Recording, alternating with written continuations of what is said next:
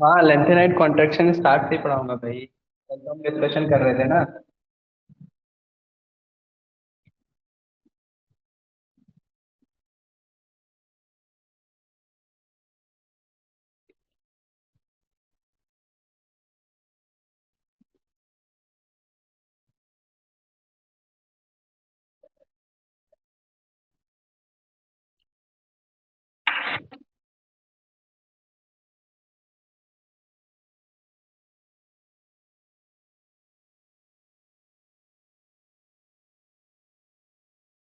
Good morning everyone.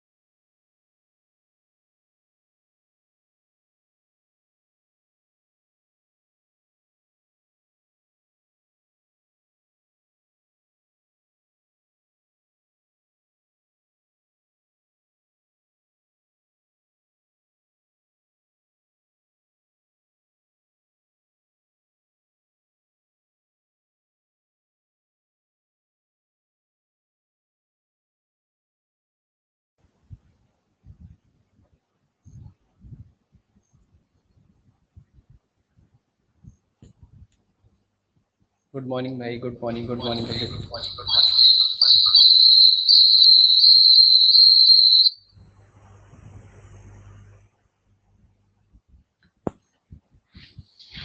तो कल हम पढ़ रहे थे लेंथेनाइट कॉन्ट्रैक्शन एक्सेप्शन में। उसी को हम कंटिन्यू करते हैं आज।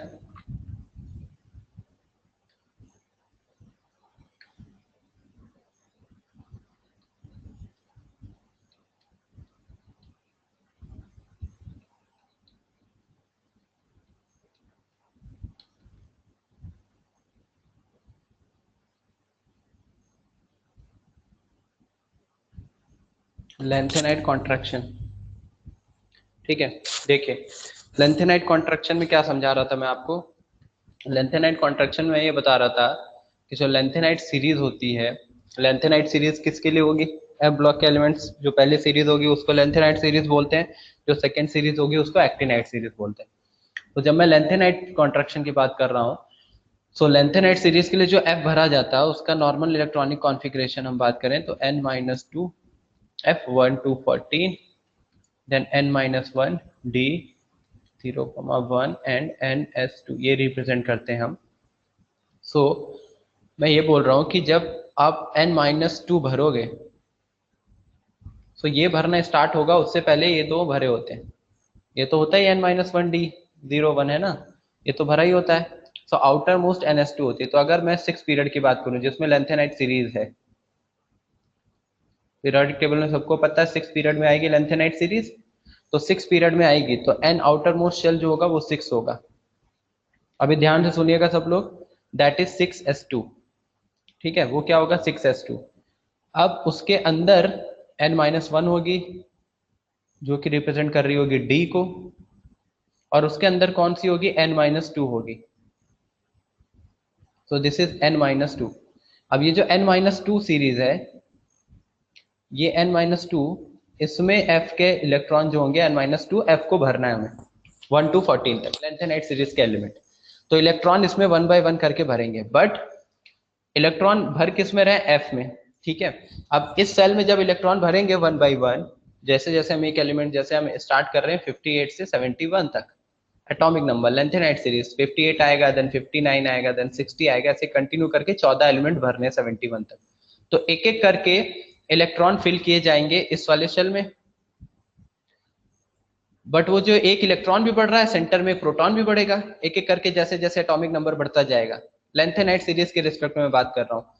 लेंथेनाइट सीरीज में 58 से जो 71 है, एक एक करके अगर हम एटॉमिक नंबर देखते जा रहे हैं लेंथेनाइट सीरीज में 58, 59, 60, तो एक एक करके इलेक्ट्रॉन भी बढ़ रहा है और एक एक करके प्रोटॉन भी बढ़ रहा है।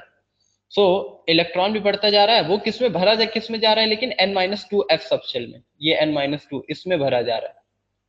और आउटर मोस्ट की ये n6 जो ये है, इसमें दो इलेक्ट्रॉन ns2 इसमें पहले से प्रेजेंट है, और इलेक्ट्रॉन एक एक करके इसमें भरा जा रहा है। अकॉर्डिंग टू एनर्जी रूल अगर हम देखें तो सबसे पहले एनर्जी में ns2 भर जाएगा, उसके बाद n-2 f का ये नंबर आने वाला है। सो ये भरा जा रहा है, तो प्रोटॉन भी बढ़ रहा है सेंटर में, एक एक इलेक्ट्रॉन भी बढ़ रहा है, लेकिन जो इलेक्ट्रॉन बढ़ रहा है इसमें वो एफ सबशेल में भरा जा रहा है, और एफ सबशेल की पुअर शील्डिंग होती है। ये पॉइंट हमने पढ़ा था। तो एफ सबशेल की पुअर शील्डिंग की वजह से जो ये इलेक्ट्रॉन भर तो रहे हैं इनर शेल में, लेकिन ये आउटर मोस्ट की स्क्रीनिंग अच्छी नहीं कर पाएंगे। मतलब आउटर मोस्ट के लिए ये शील्डिंग इफेक्ट का काम जो है, इनकी जो पुअर स्क्रीनिंग इफेक्ट है उसकी वजह से ये प्रॉपर शील्ड नहीं कर पा रहे, और सेंटर में एक एक करके प्रोटॉन भी बढ़ रहा है।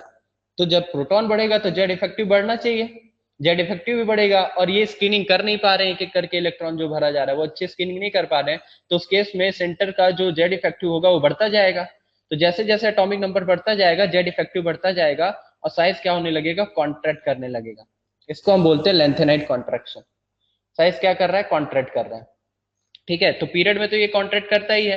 पीरियड में तो हमें पता है कि साइज क्या होता है, एटॉमिक रेडियस जो होती है वो पीरियड में हम देखते हैं छोटी होती जाती है, क्योंकि जेड इफेक्टिव बढ़ता जाता है। तो यहाँ n-2 में ये इलेक्ट्रॉन भरे गए, और इनकी पुअर शील्डिंग की वजह से आउटर मोस्ट शेल के इलेक्ट्रॉन को शील्ड नहीं कर पाते, जिसकी वजह से न्यूक्लियस का अट्रैक्शन फोर्स बढ़ जाता है और साइज कॉन्ट्रैक्ट करता है।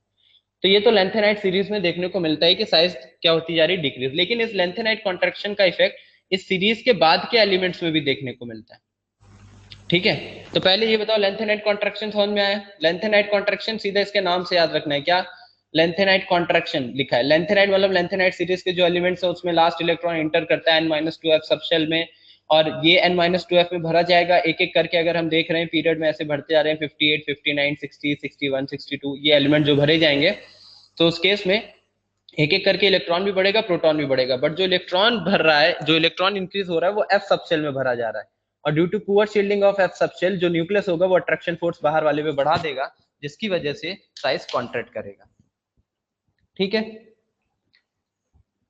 Please sir please explain again. नहीं समझा तुमको, क्या नहीं समझा, क्या नहीं समझा तुमको, ये इलेक्ट्रॉनिक कॉन्फ़िगरेशन नहीं समझ में आ रहा है? हाँ, इलेक्ट्रॉनिक कॉन्फ़िगरेशन नहीं समझ में आ रहा है। लास्ट इलेक्ट्रॉन एफ सबशेल के लिए, जब एफ सबशेल की बात हो रही है, एफ लेंथेनाइट सीरीज की बात हो रही है, तो इलेक्ट्रॉन एफ में इंटर करेगा ना, और एफ में कहाँ इंटर कर रहा है, n-2 में इंटर करेगा। सिंपल सी चीज है, ये तो इलेक्ट्रॉनिक कॉन्फ़िगरेशन में पड़ा है। n-2 में इंटर कर रहा है, और ये होगी उसकी आउटर मोस्ट ns, तो रेडियस तो आउटर मोस्ट से मैटर करती है ना। जब हम लेंथेनाइट सीरीज की बात करेंगे तो इलेक्ट्रॉन एक एक करके इस n-2 में भरेगा, वो भी n-2 शेल की किस सबशेल में, एफ सबशेल में। और due to poor shielding of F subshell, अगर एफ सबशेल के इलेक्ट्रॉन की पुअर शील्डिंग है तो वो शील्ड नहीं कर पाएंगे न्यूक्लियस को, तो न्यूक्लियस बाहर वाले पे अट्रैक्शन फोर्स बढ़ा देगा, जिससे साइज कॉन्ट्रैक्ट कर जाएगी। यही है lanthanide contraction.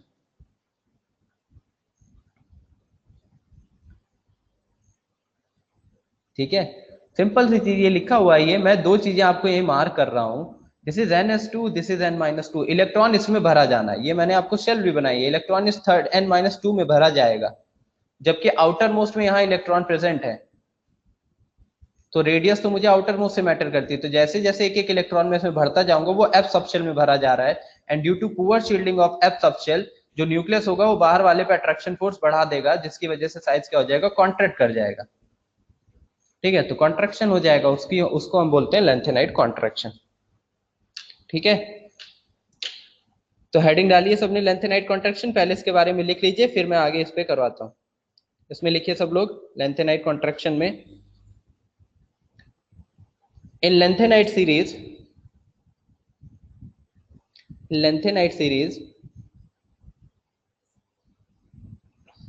last electron enter into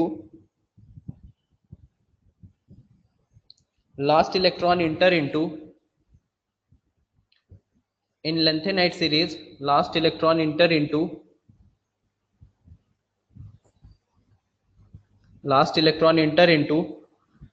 n minus 2 f subshell,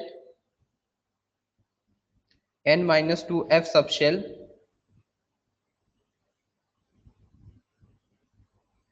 n minus 2 f subshell, and due to n minus 2 f subshell, and due to poor shielding of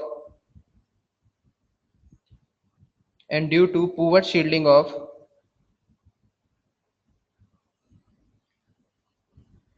and due to poor shielding of f subshell electron,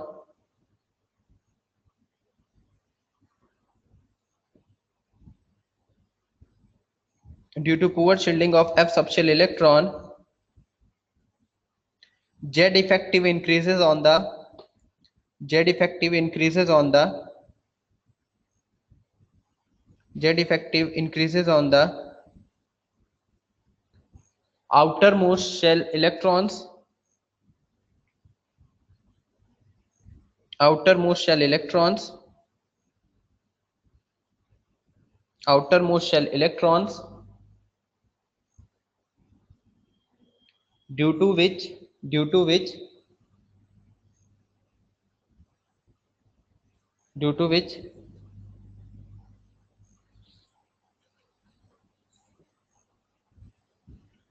contraction in size contraction in size takes place contraction in size takes place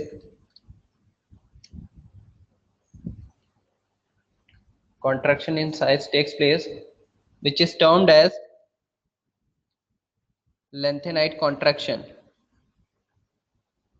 which is termed as lanthanide contraction,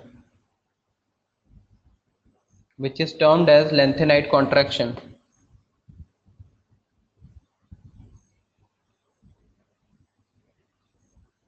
Which is termed as lanthanide contraction.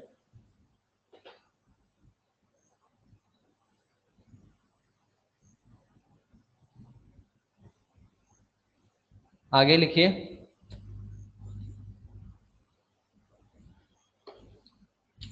lanthanide contraction. आगे लिखिए, the effect of this lanthanide contraction, the effect of this lanthanide contraction, the effect of this lanthanide contraction, the effect of this lanthanide contraction,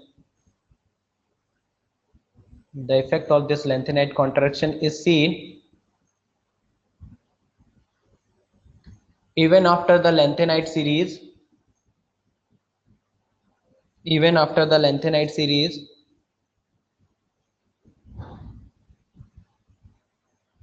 even after the lanthanide series,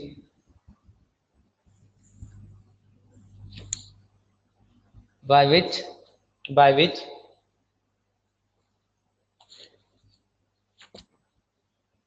by which the atomic size by which the atomic size of other elements by which the atomic size of by which the atomic size of other elements by which the atomic size of other elements decreases also, by which the atomic size of other element decreases also.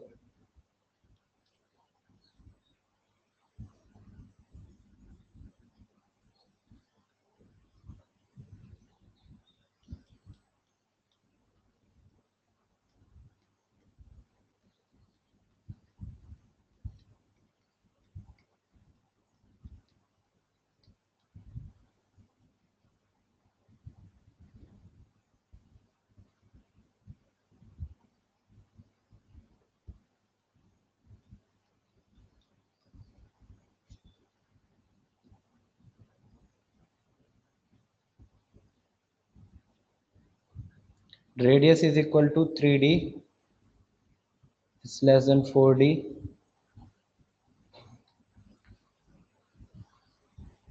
which is equal to 5d.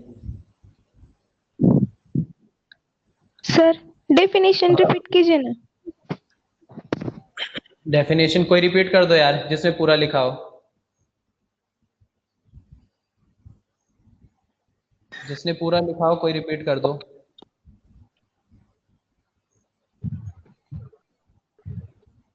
In lanthanoid series, last electron enters into n-2 f subshell, and due to poor shielding of f subshell electron, Z effective increases on the outermost shell electron, due to which contraction in size takes place.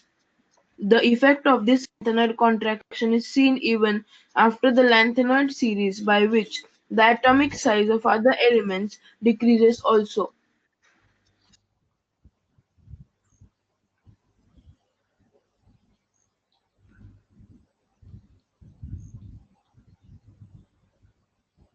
आगे note करिए, फिर मैं इसको समझाता हूँ lanthanide contraction लिखने के बाद।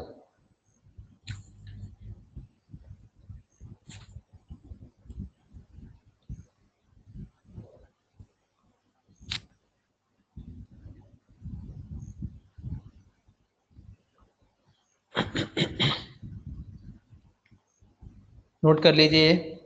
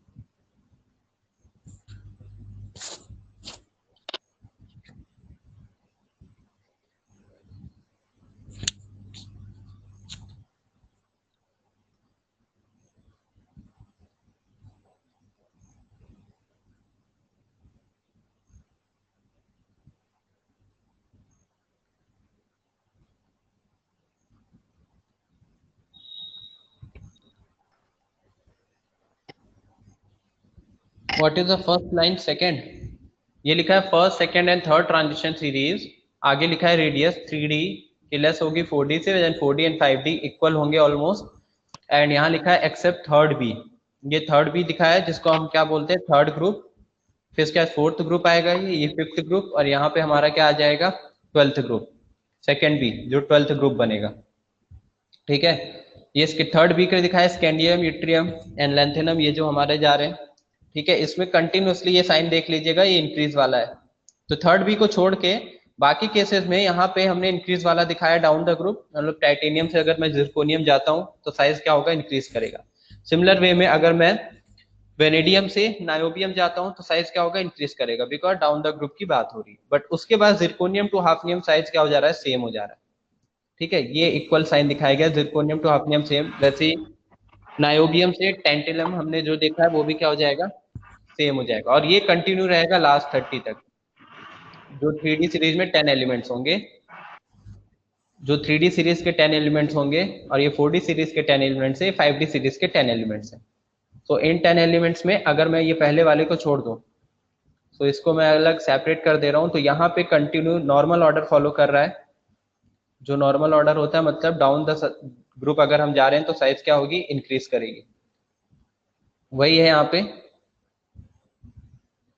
Down the group size increase कर रही है, बट बाकी के केसेस में ऐसा नहीं हो रहा है।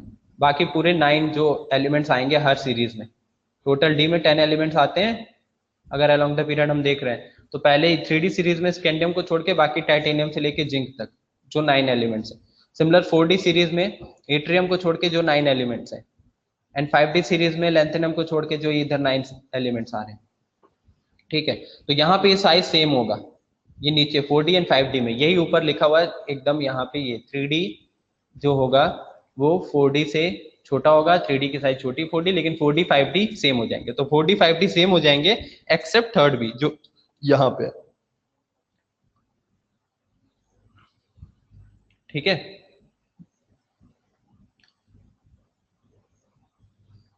नोट कर लिया?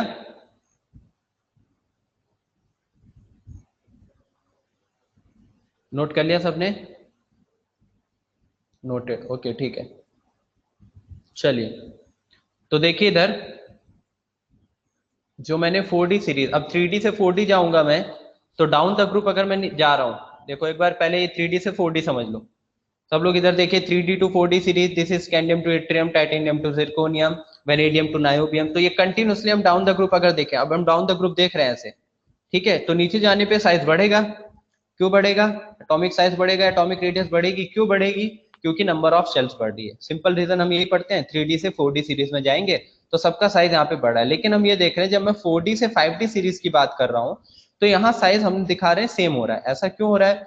जब मैं 4D से 5D सीरीज जा रहा हूँ, 4D का मतलब कौन सा पीरियड होगा? 5th period. 5D सीरीज की बात हो रही है तो कौन सा पीरियड होगा? 6th period. सो 4D से 5D जाने पे सेम हो रही है रेडियस। ऐसा क्यों हो रहा होगा? क्यों रेडियस सेम हो रही होगी, जबकि रेडियस तो बढ़नी चाहिए। तो ये जो रेडियस सेम हो रही है, ये हो रही है ड्यू टू लेंथेनाइड कॉन्ट्रैक्शन। अब लेंथेनाइड कॉन्ट्रैक्शन का इफेक्ट यहाँ पे कैसे देखने को मिल रहा है? तो अगर मैं 4D एंड 5D, आप समझा रहा हूँ, सब लोग ध्यान से सुनिए। 4D एंड 5D सीरीज को मैं ले रहा हूँ, 3D तो आपको सबको पता है वो स्कैंडियम वाली हो गई। अब मैंने यहाँ पे ले लिया ये ट्रियम जो पहला था, और उसके नीचे लेंथेनम। फिर इधर हमारा क्या था? जिरकोनियम, और उसके नीचे हाफनियम। ठीक है। अब ये ट्रियम टू लेंथेनम की अगर हम बात करें 4D टू 5D की, तो ये ट्रियम टू लेंथेनम में ये एटॉमिक नंबर मैं लिख रहा हूँ 57, ये इसका एटॉमिक नंबर है। ठीक है, एटॉमिक नंबर मैं दूसरे कलर से लिखता हूँ, ये 57। फिर जब हम हाफनियम पे जाएंगे तो इसका एटॉमिक नंबर जो आएगा वो आ जाएगा 72। और अगर मैं इट्रियम जिरकोनियम की बात करूं तो ये तो नॉर्मल फॉलो करते हैं 39 40, क्योंकि यहाँ तो एफ प्रेजेंट ही नहीं होता, तो 39 40 से लेके पूरा 40 तक जाएगा। ये 4D का है, मतलब ये 5th पीरियड है, 5th पीरियड। ये सब क्लासिफिकेशन हम पढ़ चुके हैं पीरियोडिक टेबल में स्टार्टिंग में। अभी ट्रेंड्स में ये सब मैं बता दे रहा हूँ। तो 6 पीरियड में ये 5D सीरीज की बात हो रही है। अब लेंथेनम हाफनियम तो बाकी कहाँ गए? 58 से 71 तो हमारी लेंथेनाइट सीरीज होती है, ये हमारी लेंथेनाइट सीरीज होती है। और लेंथेनाइट सीरीज अगर 58 से 71 है, तो इसमें पूरा एफ भरा गया होगा, एफ पूरा भर गया होगा। उसके बाद जब मैं वापस से 72 पे आऊंगा और 72 का इलेक्ट्रॉनिक कॉन्फ़िगरेशन करूंगा, तो इसमें F14 पूरा प्रेजेंट होगा, क्योंकि एफ तो पहले भर चुका है, 71 तक ही एफ भर चुका है। जब मैंने 58 से 71 तक को देखा तो लेंथेनाइट सीरीज थी जिसमें मैं एफ भर रहा था, तो एफ 72 वाले में पूरा भरा है, जबकि 57 में एफ नहीं था, लेकिन 72 में एफ है। और एफ की पुअर शील्डिंग होती है, तो इसका इफेक्ट यहाँ भी देखने को मिलेगा। अगर मैं जिरकोनियम के बाद यहाँ दिखा दूं नायोबियम, नायोबियम के बाद अगर मैं दिखा दूं जो हमारा टेंटेलम था, तो टेंटेलम में भी अगर देखें तो ये एटॉमिक नंबर 73 है। सो ये 72 73 ये कंटिन्यू कहां तक जाएगा? जिंक कैडमियम वाला जो लास्ट में आता है Hg। तो अगर मैं यहाँ पे दिखा दूं ये कैडमियम और ये Hg, जो कि एटॉमिक नंबर कितना हो जाएगा? 80। तो इन सब में F तो पूरा भरा होगा। ये 4D सीरीज वाला दिखा दिया मैंने, और ये नीचे 5D सीरीज वाला। तो 72 से 780 तक सब में F पूरा भरा है, और F की पुअर शील्डिंग का इफेक्ट यहाँ भी देखने को मिलेगा। तो आउटर मोस्ट शेल पे जो जेड इफेक्टिव है वो बढ़ जाएगा।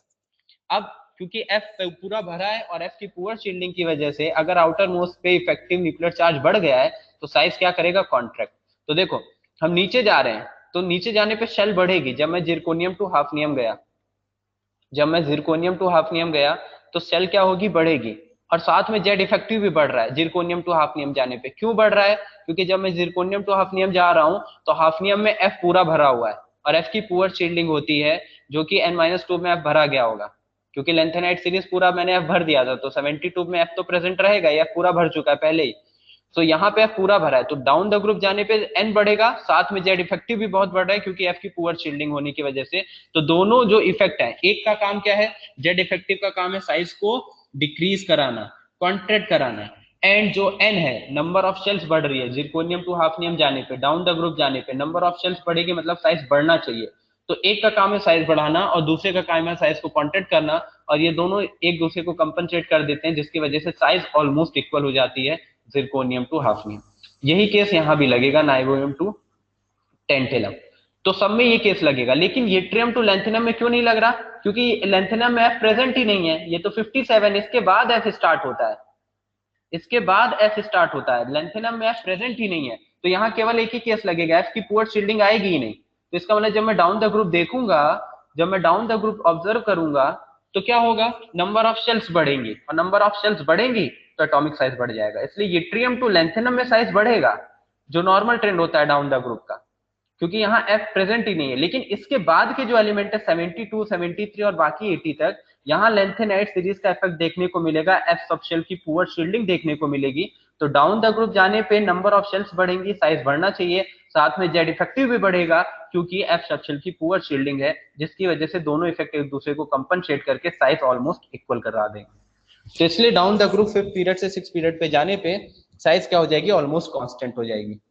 ये डी की सीरीज के लिए बात हो रही है, 4D से 5D, ये देखो ये लिखा है 4D टू 5D क्या हो जाएगी, साइज कांस्टेंट हो जाएगी, और 3D तो ऑलमोस्ट छोटा है। लेकिन इसमें भी 3rd B को छोड़ के, तो इन एलिमेंट्स को छोड़ के जो हमने 3rd B में लिखा है, इस 3rd B के एलिमेंट को छोड़ के बाकी सबके लिए नॉर्मल ट्रेंड नहीं है। यहाँ पे नॉर्मल ट्रेंड है, yttrium to lanthanum 4D to 5D, यहाँ पे साइज इंक्रीज करेगा क्योंकि यहाँ एफ सबशेल प्रेजेंट ही नहीं है, ठीक है। लेकिन बाकी केसेस में zirconium to hafnium, niobium to tantalum, इन सब केसेस में 4D से 5D, जब मैं इस 4D सीरीज से 5D सीरीज की बात कर रहा हूं, तो 4D से 5D सीरीज में साइज क्या हो जाएगा, ऑलमोस्ट सेम हो जाएगा, कांस्टेंट हो जाएगा। तो ये लिखा है 4D to 5D size constant हो जाएगा। रीजन क्या है, 4D टू 5D जब हम जाते हैं तो इस 5D में ये जो एटॉमिक नंबर है, हाफनियम 72, ये टेंटेलम 73 और यहाँ 80, ये जो एलिमेंट्स है इनमें एफ सबशेल प्रेजेंट है, और एफ सबशेल की पुअर शील्डिंग की वजह से जेड इफेक्टिव ज्यादा होगा। तो डाउन द ग्रुप जाने पे एन भी बढ़ेगा और जेड इफेक्टिव भी बढ़ गया है, दोनों एक दूसरे को इस तरीके से कंपनसेट करते हैं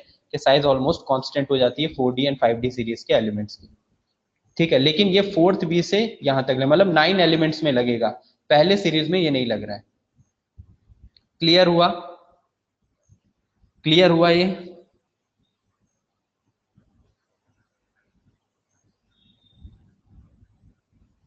ओके ठीक है, तो अब सबने ये नोट कर लिया था।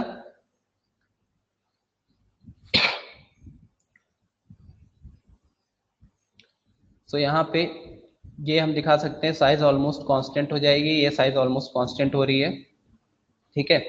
तो इसके आगे लिख लीजिए, और 4D टू 5D ये यट्रियम टू लैंथेनम, सॉरी ये कांस्टेंट नहीं है, ये तो यहाँ पे,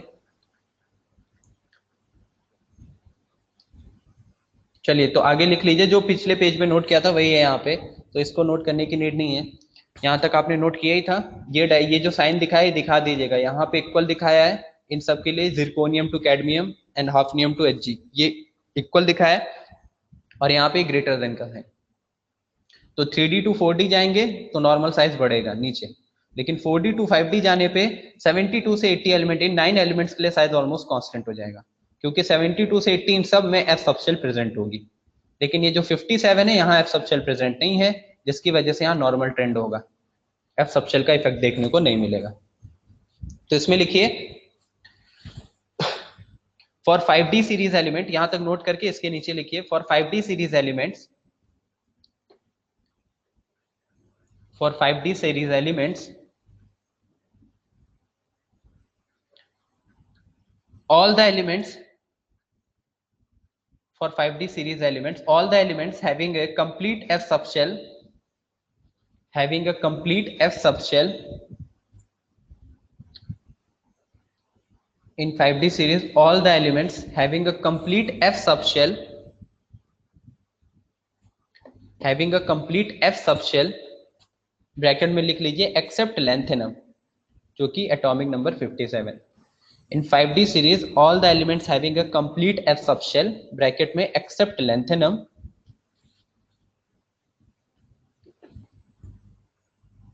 having a complete F subshell, bracket में lanthanum, comma, due to which Z effective increases on the outermost shell, due to which Z effective increases on the outermost shell,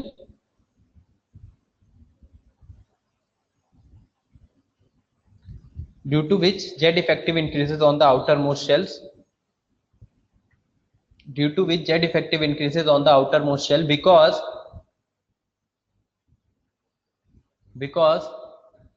F subshell have poor shielding, because F subshell have poor shielding, because F sub shall have poor shielding, because F sub shall have poor shielding effect.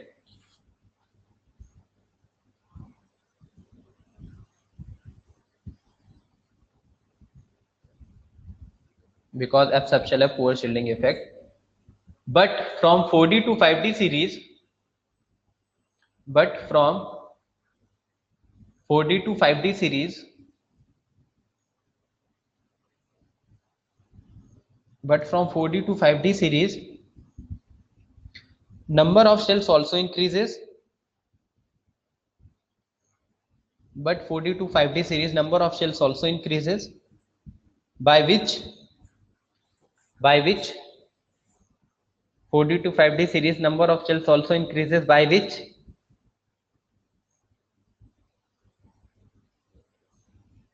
4D to 5D series number of shells also increases, by which atomic size should increase, by which atomic size should increase, atomic size should increase.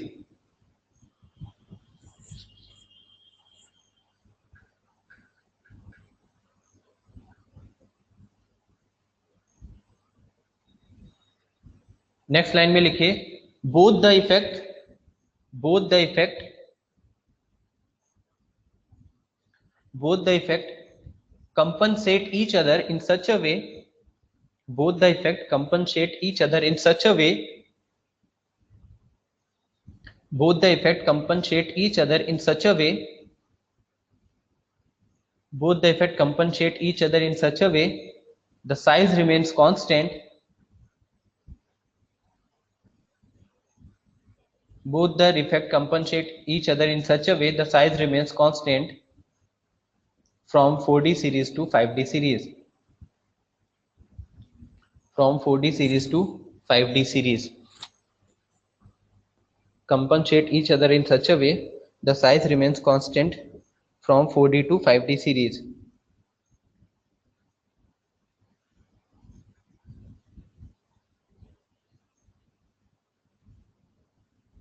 ठीक है,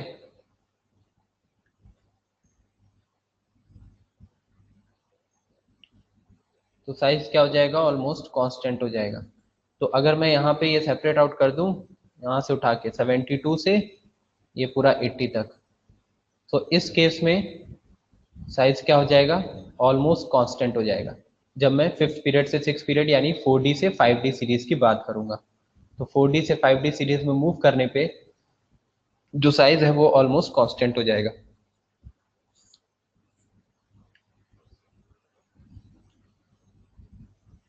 ठीक है,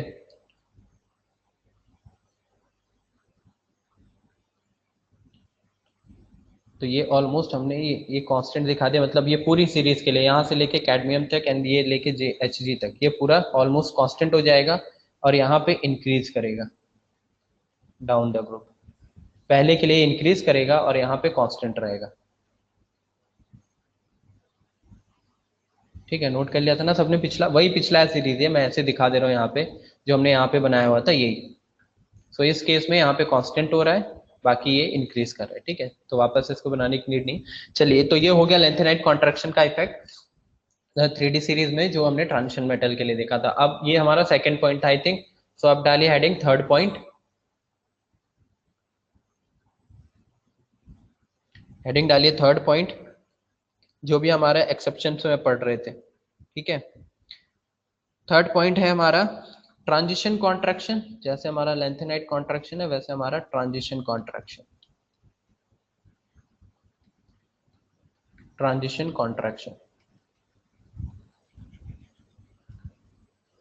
अब transition contraction का effect कहाँ पे देखने को मिलेगा, देखिए अब ध्यान से सुनिए. पहले सेम वही चीज, जैसे लेंथेनाइट कॉन्ट्रैक्शन हमने पूरा लेंथेनाइट सीरीज भर दी थी, उसके बाद उसका इफेक्ट देखने को मिला, वैसे ट्रांजिशन कॉन्ट्रैक्शन का इफेक्ट देखने को मिलेगा. तो ट्रांजिशन कॉन्ट्रैक्शन की अगर मैं बात करूं तो मैं सीधा लिख रहा हूं यहाँ पे, जो हमारा पोटेशियम है, कैल्शियम है, यानी मैं लिख रहा हूँ 4th पीरियड को, 4th period, and 4th period के रिस्पेक्ट में बात हो रही है. पोटेशियम, कैल्शियम, देन यहाँ से स्कैंडियम से लेके ये मैंने जिंक यहाँ तक भरा, यहीं से हमारा डी स्टार्ट होता है.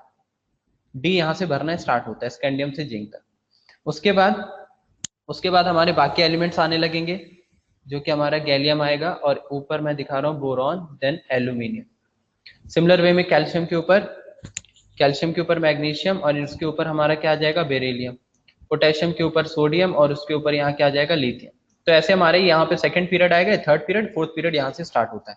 इससे पहले ये पूरा जेड, ये जो डी है ये खाली होता है, तो फोर्थ पीरियड से डी भरना स्टार्ट होता है। फिर ये गैलियम से जाएगा लास्ट तक, जो भी हमारा पी ब्लॉक का लास्ट का इनर्ट गैस का एलिमेंट है उसके अकॉर्डिंग, ठीक है। तो देखो ये सेकेंड पीरियड है, ये वाला पीरियड है, इस पीरियड में कोई डी का एलिमेंट नहीं है। थर्ड पीरियड, ये पीरियड, इस पीरियड में कोई डी का एलिमेंट नहीं है। देन ये फोर्थ पीरियड, इसमें ये डी के एलिमेंट भरे जाते हैं। सो स्कैंडियम का इलेक्ट्रॉनिक कॉन्फ़िगरेशन, अब ये इजी है, स्कैंडियम सबको पता, हमने किया है पूरा 30 तक हमने लिखा था। तो इसका हमको याद है कि ये 3D1 होता है, एंड जिंक पे हम खत्म करते हैं तो 3D10 पे खत्म करते हैं। तो इसका इलेक्ट्रॉनिक कॉन्फ़िगरेशन हम 3D10 4s2 लिखते हैं, और इसका इलेक्ट्रॉनिक कॉन्फ़िगरेशन हम 3D1 4s2 लिखते हैं। तो 3D10 यहाँ तक भर गया, डी के 10 एलिमेंट भर गए। अब ये डी भर गया, जब मैं गैलियम का इलेक्ट्रॉनिक कॉन्फ़िगरेशन स्टार्ट करूंगा, जिसका एटॉमिक नंबर हो जाएगा कितना, 31। सो गैलियम का एटॉमिक नंबर है 31, क्योंकि जिंक तो एटॉमिक नंबर 30 तक हमने भर दिया 21 एटॉमिक नंबर से लेके। जब मैं 31 से 36 तक अब इस पीरियड में भरा जाता है, ये भी हमको पता है। फोर्थ पीरियड में यहाँ से स्टार्ट होके 19 से लेके 36 तक हम भरते हैं एटॉमिक नंबर तक। सो ये डी भर गया। अब जब गैलियम का इलेक्ट्रॉनिक कॉन्फ़िगरेशन करूंगा तो इसमें डी पूरा भरा होगा, क्योंकि डी यहाँ 10 तक भर दिया हमने। तो 31 का जब इलेक्ट्रॉनिक कॉन्फ़िगरेशन, अगर मैं अभी लिख दूं इलेक्ट्रॉनिक कॉन्फ़िगरेशन इसका गैलियम का, तो इसका हम लिखेंगे तो 1s2 2s2 2p6 3s2 3p6 then 4s2, उसके बाद 3d10 पूरा भर जाएगा, ये 30 तक हो गया। उसके बाद 4p1, ये आ जाएगा 4p1, P1 इसमें जाएगा तभी ये P ब्लॉक का एलिमेंट बनेगा, और P1 से स्टार्ट होगा। 3d10 4s2 यहाँ तक भर गया जिंक तक। तो इन सब में अब डी भरा होगा, जबकि इसके ऊपर वाले एलिमेंट में डी नहीं था। अगर मैं एल्यूमिनियम का इलेक्ट्रॉनिक कॉन्फ़िगरेशन करूं तो उसमें तो डी आएगा ही नहीं, क्योंकि डी के एलिमेंट ही नहीं थे। लेकिन गैलियम में ये डी पूरा भरा है, ठीक है। अब क्या हो रहा है, जैसे लैंथेनाइट कॉन्ट्रैक्शन में हमने देखा कि 72 से 80 तक में एफ सबशेल पूरी भरी होती है, और उसके पुअर शील्डिंग की वजह से साइज कॉन्ट्रैक्ट करता है। सेम इफेक्ट यहाँ देखने को मिलता है, बट डी की जो शील्डिंग होती है वो एफ से बेटर होती है, ये हमको पता है, ये हमने ऑर्डर पढ़ा था एसपीडीएफ। तो ये जो ट्रांजिशन इफेक्ट है, इसका जो शील्डिंग पुअर शील्डिंग होती है बट इतनी ज्यादा नहीं होती, एफ की बहुत पुअर शील्डिंग है, तो डी में भी पुअर शील्डिंग है, तो इसका जो इफेक्ट है वो बहुत ज्यादा एलिमेंट्स पे देखने को नहीं मिलेगा। तो केवल यहाँ पे हमको देखने को मिलता है। सो डी सबशेल यहाँ तक भर गया। अब देखो एल्यूमिनियम से जब मैं गैलियम जाऊंगा, जब मैं एल्यूमिनियम से गैलियम जा रहा हूँ, यहाँ ध्यान से सुनिए, जब मैं एल्यूमिनियम से गैलियम जा रहा हूँ तो साइज क्या होना चाहिए, बढ़ना चाहिए। क्यों, क्योंकि मैं डाउन द ग्रुप जा रहा हूँ। बोरॉन टू एल्यूमिनियम जाऊंगा तो साइज बढ़ेगा, फिर एल्यूमिनियम टू गैलियम जाऊंगा तो साइज बढ़ना चाहिए। क्यों, क्योंकि नंबर ऑफ शेल्स बढ़ेंगी। बट गैलियम में डी प्रेजेंट है, जबकि एल्यूमिनियम में नहीं था, और गैलियम में डी प्रेजेंट है, एंड डी सबशेल की भी पुअर शील्डिंग होगी, and due to poor shielding of D जो जेड इफेक्टिव होगा वो इंक्रीज हो जाएगा। तो साइज नीचे जाने पे बढ़ना चाहिए, नंबर ऑफ शेल बढ़ रही है, जबकि पुअर शील्डिंग भी है डी इलेक्ट्रॉन्स की, जिसकी वजह से इफेक्टिव न्यूक्लियर चार्ज भी बढ़ गया है। तो अगेन दोनों यहाँ पे कंपनसेट करते हैं, जिसकी वजह से साइज जो इंक्रीज होना चाहिए वो इंक्रीज नहीं होता, ठीक है। तो यहाँ पे उल्टा ट्रेंड हमको देखने को मिलता है, बट ये केवल यहाँ पे देखने को मिलेगा। इसके बाद का जैसे ही अगला ग्रुप आएगा, कौन सा, कार्बन, ठीक है। तो कार्बन फैमिली में ये ट्रांजिशन इफेक्ट उतना देखने को नहीं मिलता, नॉर्मल सीरीज, नॉर्मल ही ट्रेंड होता है। हालांकि जो डिफरेंसेस होंगे वो कम हो जाएंगे, बट ट्रेंड वही रहेगा, मतलब डाउन द ग्रुप साइज बढ़ेगा। तो वो एक्सेप्शन के केसेस नहीं बनेंगे, डाउन द ग्रुप बढ़ेगा। बट यहाँ पे हमको जस्ट आफ्टर द, जैसे यहाँ पे 3D खत्म होती है, 3D सीरीज, उसके बाद जो गैलियम आता है यहाँ पे हमको इसका 3D का इफेक्ट देखने को मिलता है। सेम वे में जैसे लैंथेनाइट सीरीज में हमने बात की थी, जैसे ही हम यहाँ पे ये वाला जो हमने बनाया था, यहाँ 72 ये लिखा है, इससे पहले 71 तक लेंथेनाइट भर गया था। तो इसके बाद के जो भी एलिमेंट्स हैं इन सब में हमको लेंथेनाइट का इफेक्ट देखने को मिलता है, साइज छोटी होने लगती है क्योंकि एफ भरा होता है। वही चीज हमारा यहाँ डी में भी हो रहा है। इस गैलियम की जो हम बात कर रहे हैं, गैलियम में डी भरा हुआ है, और डी की पुअर शील्डिंग की वजह से साइज जो होगा वो कॉन्ट्रैक्ट कर जाएगा, लेकिन इतनी ज्यादा पुअर भी नहीं होती कि बहुत ज्यादा इफेक्ट देखने को मिले। तो बहुत ज्यादा एलिमेंट्स में देखने को नहीं मिलता, तो एक्सेप्शन केवल हमको just after the 3D series देखने को मिलता है। ये जो 3D सीरीज भरी गई इसके बाद के इस सीरीज में एल्यूमिनियम टू गैलियम। अब गैलियम की जब नीचे जाएंगे तब नॉर्मल ट्रेंड होने लगेगा, क्योंकि गैलियम से पहले भी डी भरा है, और इसके बाद जो एलिमेंट आएगा उससे पहले भी डी भरा होगा, इसके बाद तो डी सब में ही प्रेजेंट है, तो सब में डी भरा रहेगा, तो सब में वही इफेक्ट देखने को मिलेगा, तो सब में कॉमन इफेक्ट आने लगेगा। ठीक है, तो नॉर्मल ट्रेंड डी हो जाएगा। लेकिन एल्यूमिनियम टू गैलियम, क्योंकि एल्यूमिनियम से पहले डी था ही नहीं और गैलियम से पहले डी आ गया, तो साइज थोड़ा सा कॉन्ट्रैक्ट कर जाता है ड्यू टू ट्रांजिशन इफेक्ट। तो इस जो कॉन्ट्रैक्शन ये हो रहा है, इस कॉन्ट्रैक्शन को बोलते हैं हम क्या, ट्रांजिशन कॉन्ट्रैक्शन। ट्रांजिशन मतलब ट्रांजिशन एलिमेंट्स की वजह से जो कॉन्ट्रैक्शन, यानी ट्रांजिशन एलिमेंट मतलब 3D का, डी की बात हो रही है, डी सबशेल। और इससे पहले लेंथेनाइट था, लेंथेनाइट का मतलब एफ सबशेल की वजह से जो कॉन्ट्रैक्शन है, एंड ट्रांजिशन कॉन्ट्रैक्शन का मतलब डी सबशेल की वजह से जो कॉन्ट्रैक्शन। तो डी सबशेल की पुअर शील्डिंग का कॉन्ट्रैक्शन इफेक्ट यहाँ पे देखने को मिलेगा हमको, boron to aluminium to gallium. ठीक है, तो सबने हेडिंग डाली ट्रांजिशन कॉन्ट्रैक्शन, उसमें जो मैं लिख रहा हूं वो लिखिए। ट्रांजिशन कॉन्ट्रैक्शन में थर्ड बी आगे लिखिए, in third B boron to aluminium, third A sorry, it should be third A ना, थर्ड बी कहां से आ जाएगा, third A, in third A boron to aluminium, then aluminium to gallium की बात कर रहे हैं।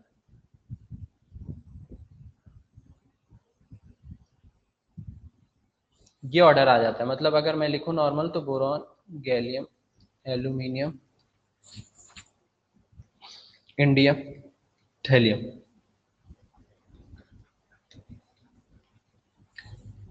देखो यहां पे मैंने ट्रेंड चेंज कर दिया है,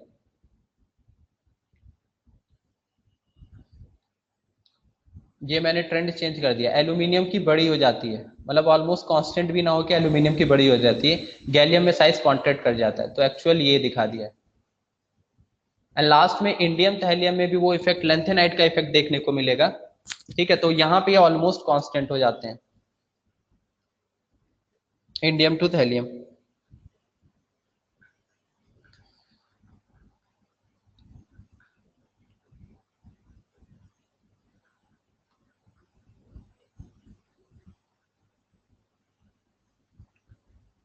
ठीक है,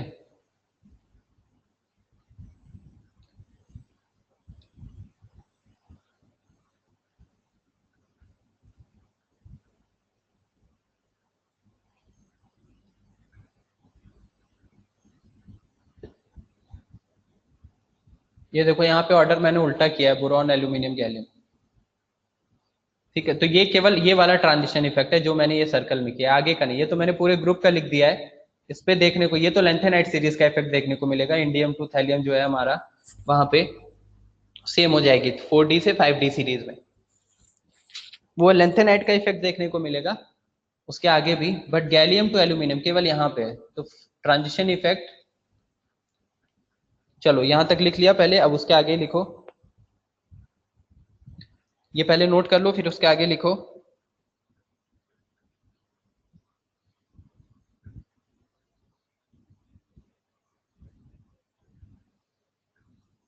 इसमें आगे लिखिए, इन transition elements last electron inter into D subshell, in transition elements last electron inter into D subshell,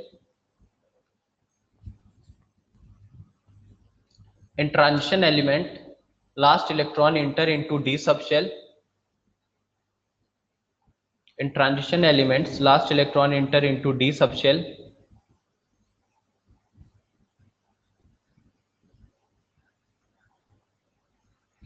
last electron enter into d subshell, in transition elements last electron enter into d subshell,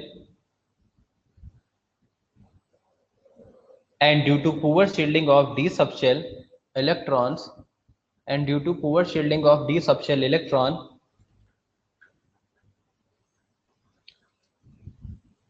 and due to poor shielding of d subshell electron,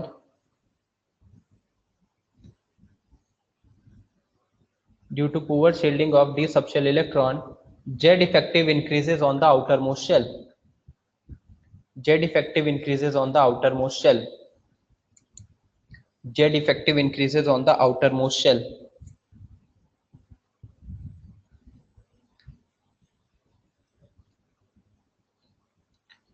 This effect is termed as, this effect is termed as transition contraction,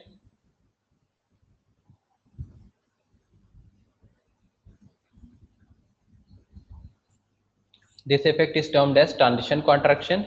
Full stop. This effect is termed as transition contraction.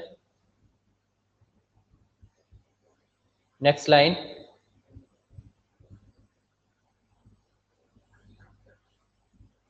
Next line.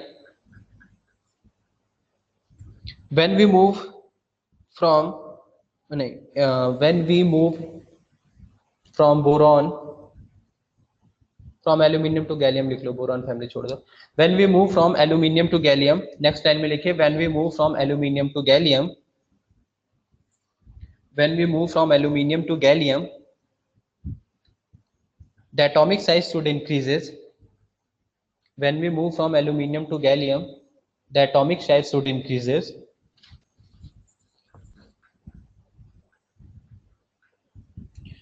But due to presence of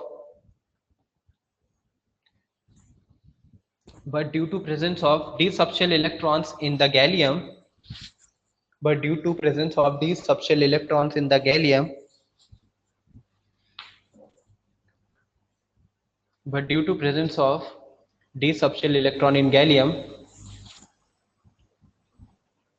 Z effective increases.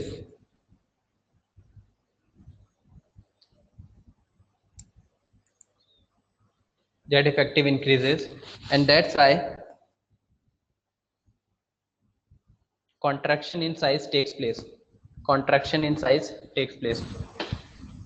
Contraction in size takes place.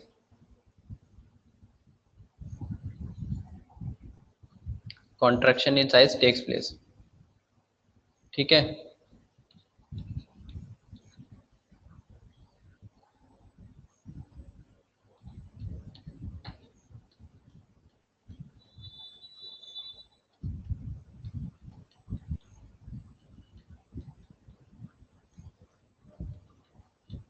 अब देखिए, ध्यान से सुनिए मेरी बात. अगर आप books पढ़ेंगे तो आपको अलग अलग बुक्स में अलग अलग वैल्यूज, अगर वैल्यूज के साथ देखेंगे तो अलग अलग वैल्यूज रेडियस की दी होती है. बट अकॉर्डिंग टू एनसीईआरटी, अगर आप एनसीईआरटी फॉलो कर रहे हैं तो एनसीईआरटी में आप देखेंगे तो बोरॉन फैमिली जो दे रखा है, पी ब्लॉक फर्स्ट एलिमेंट, वहां पे ऑर्डर ये दे रखा है जहां पे बोलता है कि एल्यूमिनियम की साइज जो होगी वो बड़ी हो जाती है, गैलियम मतलब और छोटा हो जाता है. तो देखो normal trend boron to aluminium, फिर एल्यूमिनियम दोनों से बड़ा है, तो बोरॉन गैलियम एल्यूमिनियम. ठीक है. लेकिन अगर जैसे आप बुकलेट वगैरह, जैसे अभी ये जो बुकलेट है जो अभी आप सॉल्व कर रहे होंगे, बुकलेट वगैरह में आपको क्वेश्चन या फिर दूसरी बुक्स आप उठाएंगे दूसरी पब्लिकेशंस की, तो उसमें जो आपको मिलेगा वो ये दिखाता है कि एल्यूमिनियम की साइज ऑलमोस्ट गैलियम के इक्वल हो जाती है. मतलब यहाँ पे गैलियम की साइज बढ़नी चाहिए down the group, but due to Z effective size छोटा हो जाएगा और दोनों एक दूसरे के ऑलमोस्ट इक्वल हो जाते हैं. ठीक है. तो ये दोनों ही नोट कर लीजिए, ये पॉइंट भी नोट कर लीजिए कि एल्यूमिनियम जो होगा वो बड़ा होगा अकॉर्डिंग टू एनसीईआरटी है. एंड ये तो अगर आपको ऑप्शन में, जैसे मैंने कल एक और एक्सेप्शन का केस बताया था आपको, अगर ऑप्शन में केवल और केवल ये प्रेजेंट है कि aluminium and gallium almost equal होते हैं, तो आप ये टिक करेंगे. और अगर ऑप्शन में दोनों प्रेजेंट है तो फिर आप ये टिक करेंगे, first one according to NCERT. अगर ऑप्शन में दोनों प्रेजेंट है कि गैलियम एल्यूमिनियम, यहाँ पे एल्यूमिनियम की बड़ी हो रही है, अकॉर्डिंग टू एनसीईआरटी आप ये टिक करने वाले हैं. और ऑप्शन में अगर ये केवल ये है तो फिर ये टिक होगा. तो कोई ये अगर 4 ऑप्शन दिए गए, क्योंकि अभी आप क्वेश्चन सॉल्व करेंगे, अभी मैं खुद आपको दूंगा, तो उसमें हो सकता है आपको 4 ऑप्शन में ये एक ऑप्शन मिल जाए कि एल्यूमिनियम और गैलियम की साइज ऑलमोस्ट इक्वल होती है ड्यू टू ट्रांजिशन कॉन्ट्रैक्शन. तो आप बोलेंगे सर ये पॉइंट तो हमने पढ़ा ही नहीं, एल्यूमिनियम गैलियम का ट्रांजिशन कॉन्ट्रैक्शन में इक्वल कहाँ होता है, एल्यूमिनियम की तो बड़ी होती है, हमने तो ये पढ़ा है. तो एल्यूमिनियम की बड़ी होती है, करेक्ट है ये अकॉर्डिंग टू एनसीईआरटी. उसमें वैल्यूज भी दे रखी है, ऑलमोस्ट 135 पिकोमीटर एंड 143 पिकोमीटर दोनों की. इसकी ऑलमोस्ट आपकी दी हुई है 135 पिकोमीटर के अराउंड, दिस इज 143 पिकोमीटर के अराउंड दिया हुआ है. ठीक है. बट ये वैल्यूज नहीं आपको याद करनी ना, नोट करनी है. बट मैं ये बोल रहा हूँ कि ये दोनों चीजें, दोनों पॉइंट ही आप वहां पे लिख लीजिए कि according to transition contraction normal trend according to NCERT ये दिया हुआ है कि एल्यूमिनियम बड़ा हो जाता है, जबकि एल्यूमिनियम सेकंड पीरियड मतलब थर्ड पीरियड में आ रहा है, गैलियम फोर्थ में जाएगा, लेकिन गैलियम छोटा हो रहा है. और बाद में ये भी नोट कर लीजिए कि aluminium almost equal to gallium, यहाँ चाहे नीचे लिख लो इन अदर बुक्स. ठीक है. ताकि आपको दोनों पॉइंट क्लियर रहे. तो वो अब डिपेंड करता है क्वेश्चन कैसा आ रहा है, क्वेश्चन जैसा आएगा उसके अकॉर्डिंग आपको आंसर टिक करना है. तो उसमें कंफ्यूजन नहीं होनी चाहिए किसी को कि हम क्या कर रहे हैं. अगर आपके एग्जाम में क्वेश्चन आया और दोनों ऑप्शन है तो आपको ही पता है कि भले ही ये करेक्ट हो, बोरॉन, एल्यूमिनियम, गैलियम, ये पॉइंट करेक्ट हो, लेकिन फिर वो एनसीईआरटी के अकॉर्डिंग उस चीज को फॉलो करते हैं ना। तो एनसीईआरटी के अकॉर्डिंग अगर हम देखें तो ये दे रखा है। तो ये दोनों ही पॉइंट नोट कर लीजिए आप, according to NCERT in other books.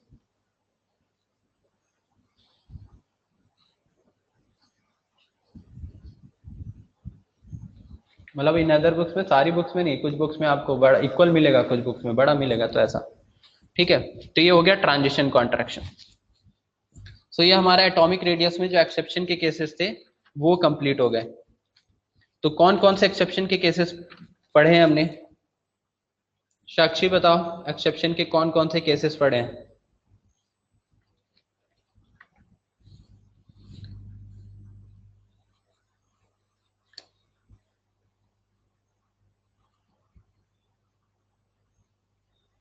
Sakshi,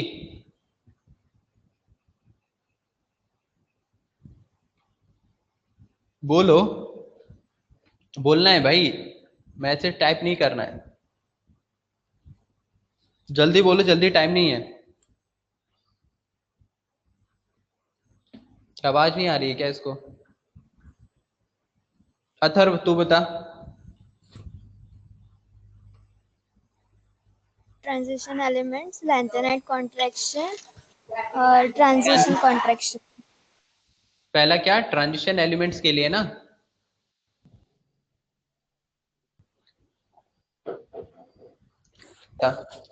in period, transition elements के लिए इन पीरियड ना? क्या था वेरिएशन वो तो बताओ, क्या था एक्सेप्शन?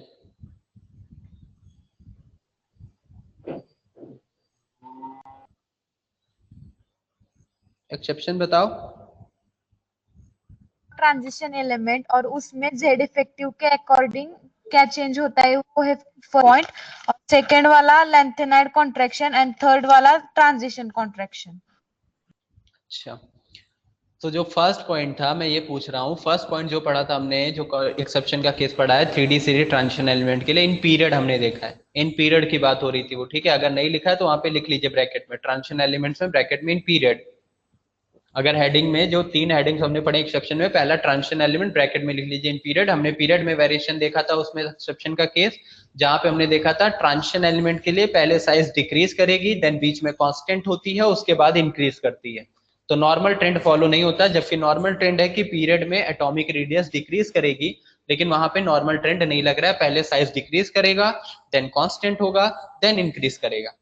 इन पीरियड था ये ट्रांजिशन एलिमेंट। फिर अगर ट्रांजिशन एलिमेंट के इन रिस्पेक्टिव ग्रुप में देखें तो वहां पे लगता है लेंथेनाइट कॉन्ट्रैक्शन, जहां पे 4D एंड 5D सीरीज के जो एलिमेंट्स हैं उनकी एटॉमिक रेडियस ऑलमोस्ट सेम हो जाएगी, एटॉमिक साइज सेम हो जाएगा। एंड सिमिलर वे में हमने देखा ट्रांजिशन कॉन्ट्रैक्शन, ट्रांजिशन कॉन्ट्रैक्शन लगता है बोरॉन फैमिली के मेंबर्स पे, जहां एल्यूमिनियम गैलियम में हमें देखने को मिलता है गैलियम के साइज जो होती है वो और छोटी हो जाती है एज कंपेयर टू एल्यूमिनियम, जो कि नॉर्मल ट्रेंड के अपोजिट है। नॉर्मल ट्रेंड बोलता है कि डाउन द ग्रुप जाने पे साइज बढ़ना चाहिए, लेकिन वो वहां पे नहीं लग रहा है। ठीक है, क्लियर है ये?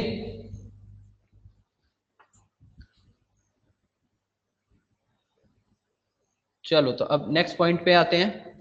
ये हो गए हमारे एक्सेप्शन के केसेस। ठीक है,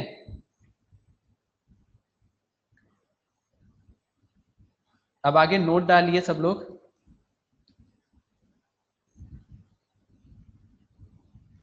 नोट डाल के एक दो पॉइंट मैं लिखवा दे रहा हूं।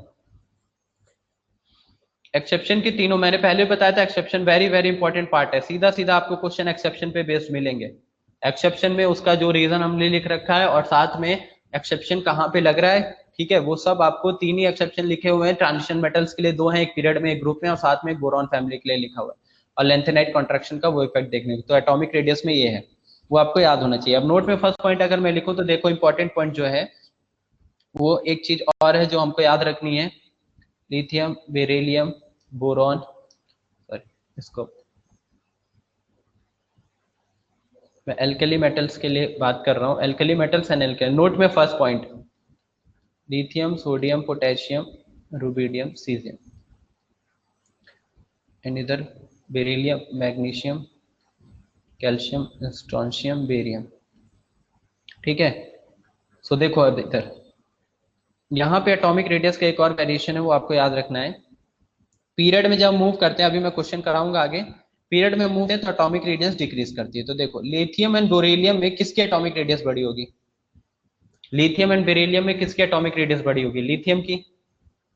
तो ये डायरेक्शन में दिखा रहा हूं, क्योंकि पीरियड में left to right atomic radius decrease करती है, ये नॉर्मल ट्रेंड है। तो नॉर्मल ट्रेंड ये लगता है, तो बेरिलियम का साइज छोटा होगा, लिथियम का साइज बड़ा होगा जब मैं लेफ्ट टू राइट मूव करूंगा।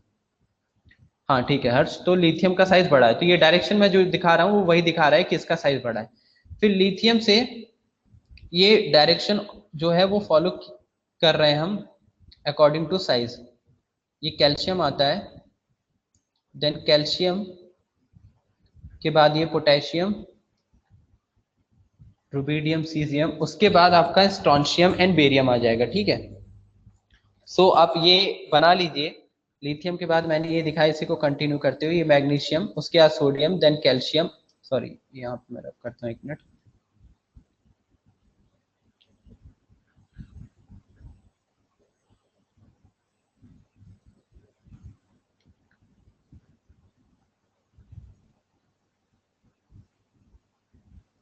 तो ये ऑर्डर है एटॉमिक रेडियस के वेरिएशन का alkali and alkaline earth metals में। ये क्वेश्चन इस पे पूछे जाते हैं। तो हर अब पूरे पीरियोडिक टेबल में सबके एटॉमिक रेडियस तो हम याद कर नहीं सकते कि सबका एटॉमिक रेडियस हम याद करें और फिर हम बताएं कि किसका कैसे वेरी करता है। और ऑब्वियस सी बात है वो एक्सपेक्ट भी नहीं कर रहे हैं कि पूरे एटॉमिक रेडियस में जितने एलिमेंट है, मतलब पूरे जो पीरियोडिक टेबल है उसमें जितने एलिमेंट है उनमें हर सबके हमको एटॉमिक रेडियस याद हो और बता पाए कि किसका कैसा वेरिएशन है। वो नहीं याद करना है, नॉर्मल ट्रेंड याद रखने हैं कि पीरियड में डिक्रीज करेगी, डाउन द ग्रुप इंक्रीज करेगी, और साथ में एक्सेप्शन के केसेस। अब उसमें एक क्वेश्चन और ये जो हमारे फर्स्ट एंड सेकंड ग्रुप के लिए पूछे जाते हैं। फर्स्ट एंड सेकंड ग्रुप, ये फर्स्ट एंड सेकंड ग्रुप का एटॉमिक रेडियस का ऑर्डर होता है। ठीक है, तो अगर मैं यहाँ पे लिखूं तो सबसे छोटा आएगा बेरिलियम, देन उसके बाद lithium, then magnesium, then sodium, then calcium, strontium and barium, उसके बाद पोटेशियम, रुबिडियम एंड सीजियम। ये इंपॉर्टेंट है, ये नोट कर लीजिए। नोट में इसलिए मैंने नोट डाल के हेडिंग लिखवाई है आपको। नोट का फर्स्ट पॉइंट ये, नोट का फर्स्ट पॉइंट, ठीक है। सो ये एटॉमिक रेडियस का वेरिएशन है।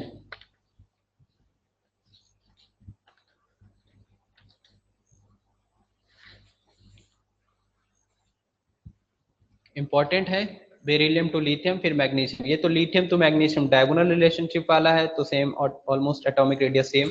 फिर मैग्नीशियम से सोडियम जाएगा, बट उसके बाद कैल्शियम, स्ट्रोंशियम, बेरियम, ये तीनों छोटे होंगे। उसके बाद पोटेशियम, रुबिडियम, सीजियम।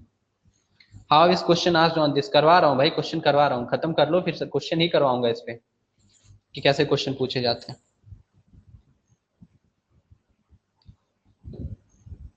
नोटेड, ठीक है, चलिए नोट कर लिया।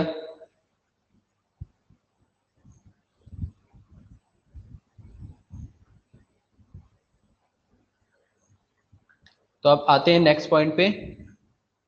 नोट का नेक्स्ट पॉइंट, सेकंड पॉइंट में लिख लीजिए। अगर मैं बात करूं जो हमने कल पढ़ा था पीरियड में, lithium, beryllium, boron, carbon, nitrogen, oxygen, fluorine, ये होता है। तो एटॉमिक रेडियस ऐसे वेरी करेगी, नॉर्मल ट्रेंड यही होगा पीरियड में। बट इसका जो नियॉन आता है, तो नियॉन के लिए हम क्या कंसीडर करते हैं, उसकी wonder wall radius. Wonder wall radius neon के लिए हमेशा कंसीडर करेंगे। तो वो नियॉन की जो रिस्पेक्टिव ग्रुप्स में होगी वो सबसे बड़ी होगी। कब? जब हम बाकी की उनके अकॉर्डिंग ले रहे हैं, मतलब सबकी हम सेम नहीं ले रहे हैं। जैसे लिथियम है, मैग्नीशियम, ये स्टार्टिंग के एलिमेंट्स क्या है, मेटल है, तो इनकी हम मेटेलिक रेडियस लिया। फिर ये क्या, इधर के नॉन मेटल्स है तो उनकी नॉन मेटेलिक रेडियस लिया। और जो नियॉन होगा उसकी हम क्या लेंगे, वंडर वॉल रेडियस। तो wonder wall radius metallic and covalent radius उन दोनों से बड़ी होगी। सो नॉन, ये मेटल्स के लिए मेटेलिक रेडियस, नॉन मेटल्स के लिए आपकी कोवेलेंट रेडियस आ जाएगी। सो ये आ जाएगा आपका किसके लिए, नियॉन के लिए वंडर वॉल रेडियस। तो ये ऑर्डर सेकंड पीरियड में आपको देखने को मिलेगा।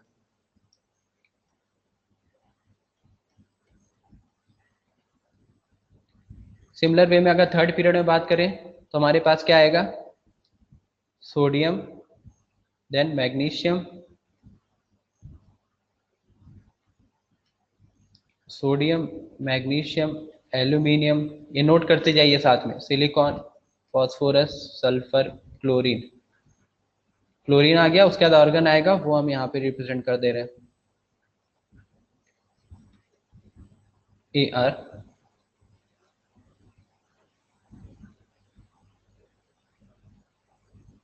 ठीक है, so this is third period।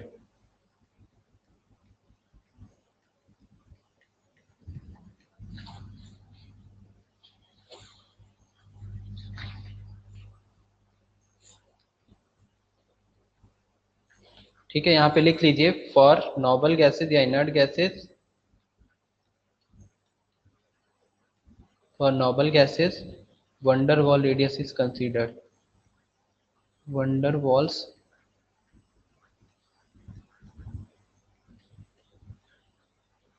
Wonder wall radius is considered.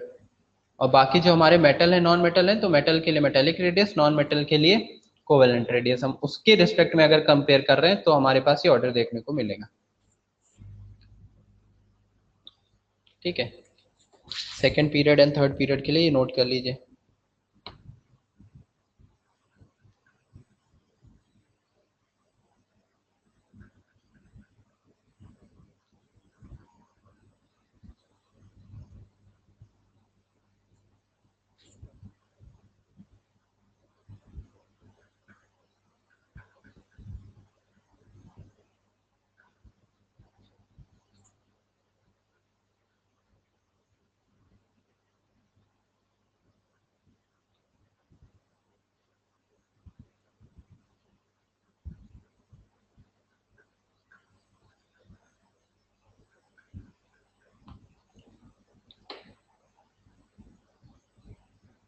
Yes, can we say that noble gases have more radius than other elements in a period? Yes, ये सेकंड थर्ड के लिए मैंने लिखा है, उसके लिए रिस्पेक्ट में बात कर रहा हूँ बस इन्हीं एग्जांपल्स में। फोर्थ फिफ्थ में जाएंगे तो फिर वहां पे जो बाकी एलिमेंट्स आते हैं डी भी भरने लगेगा, तो उन केसेस में थोड़ा सा डिफरेंट वेरिएशन देखने को मिलेगा, तो आप एटलीस्ट सेकंड एंड थर्ड का याद रखिए। ठीक है, इस केसेस में यही लग रहा है।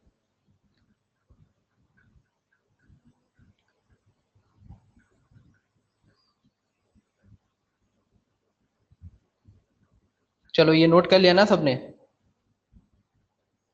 तो ये नोट के पॉइंट हो गए। अब आते हैं क्वेश्चंस पे, क्वेश्चंस करते हैं। चलिए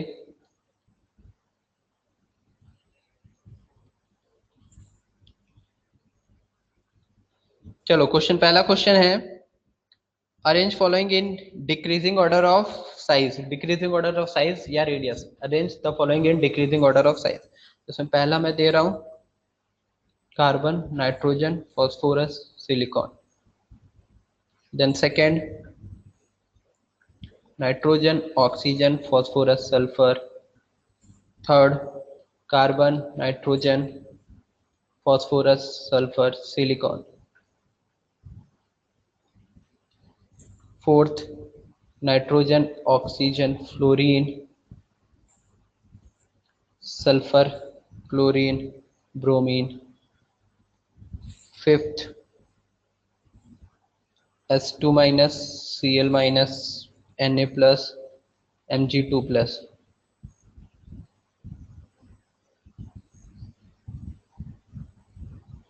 चलिए क्वेश्चन है, जल्दी से नोट करिए, बताइए आंसर क्या क्या आएंगे।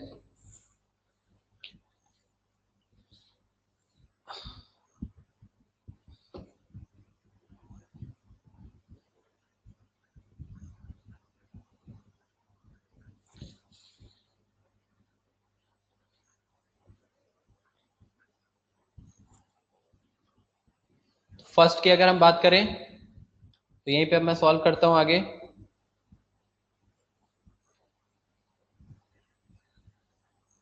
फर्स्ट केस में कार्बन, नाइट्रोजन, सो कार्बन इधर आएगा, नाइट्रोजन। पहले मैं अरेंज कर लेता हूं इसको पीरियड एंड ग्रुप में, carbon, nitrogen, then phosphorus, silicon. तो कार्बन के नीचे क्या आता है, सिलिकॉन। कार्बन फैमिली का मेंबर है, carbon, silicon, germanium, tin, lead. Then nitrogen family का member, nitrogen, phosphorus, arsenic, antimony, bismuth. ये हो गए। तो मैंने पीरियड एंड ग्रुप में अरेंज कर लिया, पहले कार्बन देन नाइट्रोजन एक पीरियड में आते हैं, देन कार्बन के नीचे सिलिकॉन, नाइट्रोजन के नीचे फॉस्फोरस। अब मुझे पता है ये किसके पीरियड के एलिमेंट है, ये थर्ड पीरियड के हैं, है ना। ये किस पीरियड के एलिमेंट है, सेकेंड पीरियड के हैं। तो सेकेंड पीरियड से थर्ड पीरियड में मैं जाऊंगा तो साइज बढ़ेगा, मतलब सिलिकॉन, फॉस्फोरस का साइज बढ़ा है। ध्यान से सुनिए आप सब लोग, पहला मैं बता रहा हूँ सेकेंड पीरियड से जब मैं थर्ड पीरियड पे अगर मैं डाउन द ग्रुप जाऊं तो साइज बढ़ेगा।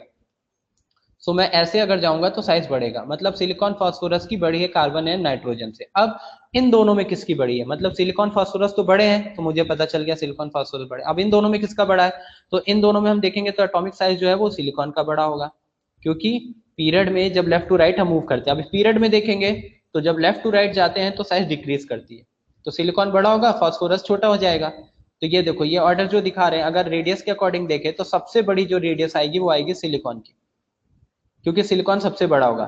इन दोनों से तो बड़ा होगा ही, क्योंकि पीरियड डाउन द ग्रुप है carbon nitrogen second period, silicon phosphorus third period.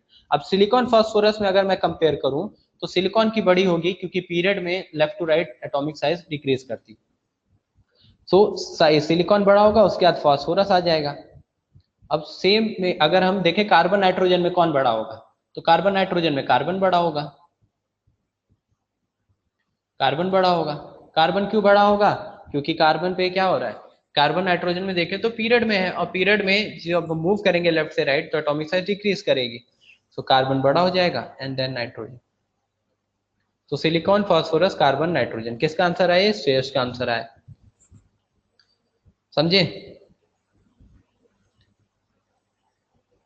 सो ये डाउन द ग्रुप को रिप्रेजेंट कर रहा था, ये हमने दिखाया था डाउन द ग्रुप, कि डाउन द ग्रुप जाएंगे तो हमारी साइज बढ़नी चाहिए।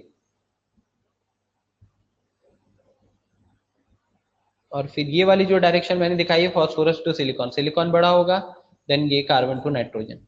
क्लियर हुआ, किसी को पहले में डाउट है तो बताओ, किसी को फर्स्ट क्वेश्चन में डाउट है,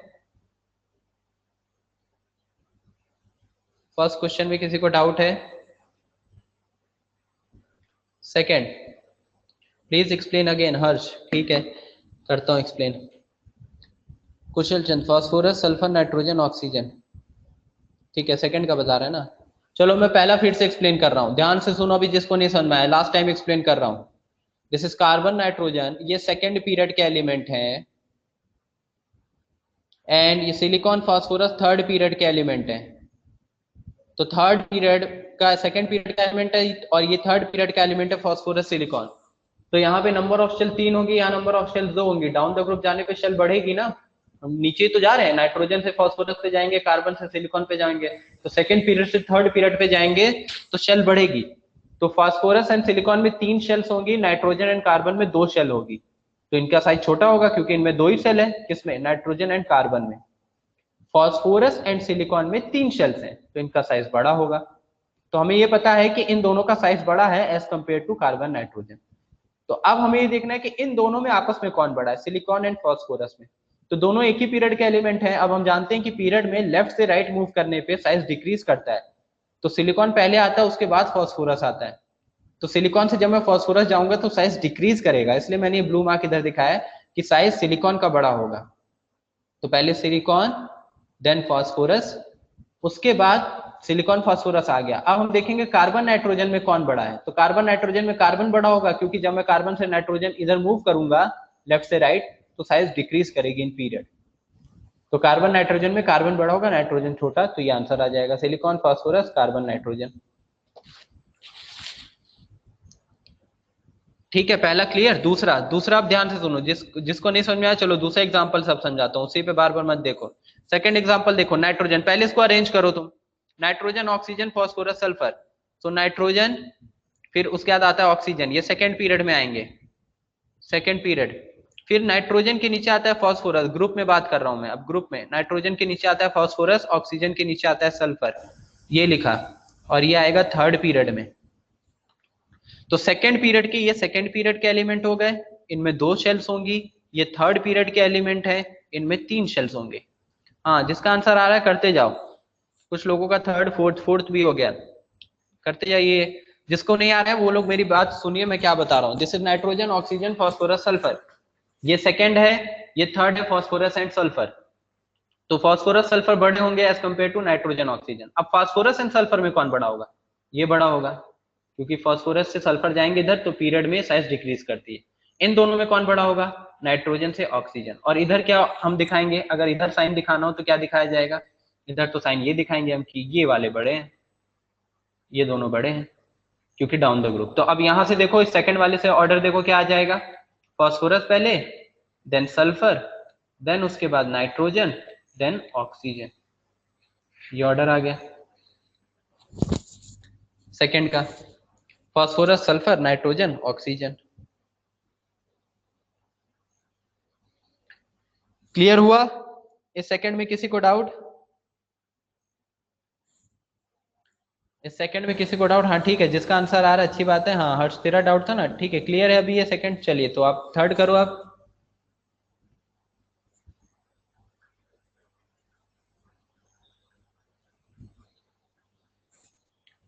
थर्ड क्वेश्चन क्या था आपका? Carbon nitrogen, carbon nitrogen phosphorus sulphur silicon.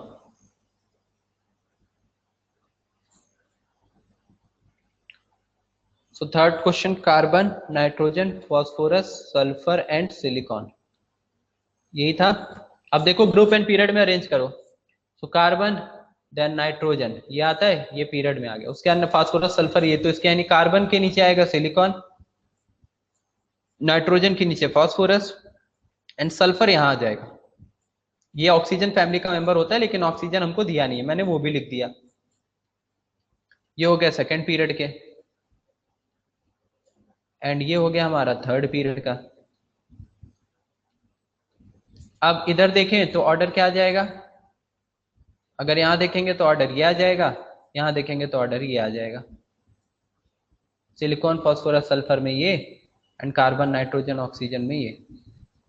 And बीच में क्या साइन आ जाएगा? बीच में साइन आ जाएगा हमारा ये ग्रेटर, क्योंकि सेकंड से थर्ड पे जाएंगे तो ये आ जाएगा। तो आपको जो जो एलिमेंट्स के लिए दिया है उसके लिए आप लिख लो। तो हम लिखेंगे क्या क्वेश्चन में? अगर हमारा आंसर आएगा तो क्या आएगा? Silicon phosphorus sulphur then carbon then nitrogen. Oxygen तो हम दिखाने नहीं वाले क्योंकि ऑक्सीजन क्वेश्चन में बोला ही नहीं था। तो ये ऑर्डर आ गया किसका? एटॉमिक रेडियस का। थर्ड भी मैच कर लीजिए सब लोग। क्लियर हर्ष? ठीक है, वेरी गुड। तो थर्ड हो गया, देन फोर्थ। थर्ड हो गया तो फोर्थ पे जाते हैं। फोर्थ हमारा क्या था? Nitrogen oxygen fluorine, nitrogen oxygen fluorine sulphur chlorine bromine.